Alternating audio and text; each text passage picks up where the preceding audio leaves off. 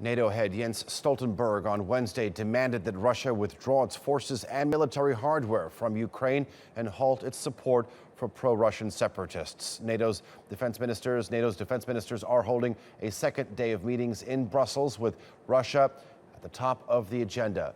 Stoltenberg has also announced plans to deploy 4,000 more troops to Poland, as well as other parts of Eastern Europe, to deter any Russian show of force in the region. Well, Lorna Shaddick has more from Russia.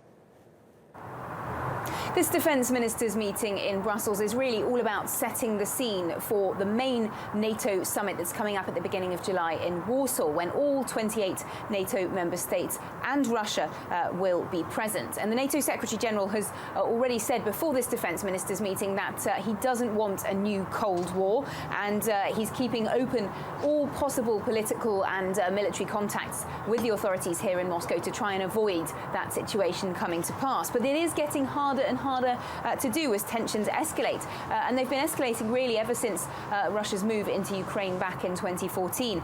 Since then, NATO has really been under pressure from the Baltic nations and Poland to up its defences on its eastern flank against the Kremlin. And this decision to send reinforcements comes after Russia last week. There were reports that it is building a new army base on its eastern border with Ukraine, and it's also sent 3 new divisions to the east as well. That in turn, though, those moves did come after NATO held its biggest ever, one of its biggest ever military exercises, Anaconda 16. That was held in Poland. It involves thousands of troops from NATO and partner countries doing military exercise, including things like dropping paratroopers and a nighttime helicopter assault, which of course the Russians portray as particularly sinister. One MP on the Defence Committee has said NATO is clearly aiming at Russian forces, and these latest plans by NATO, he said, are an unfriendly step.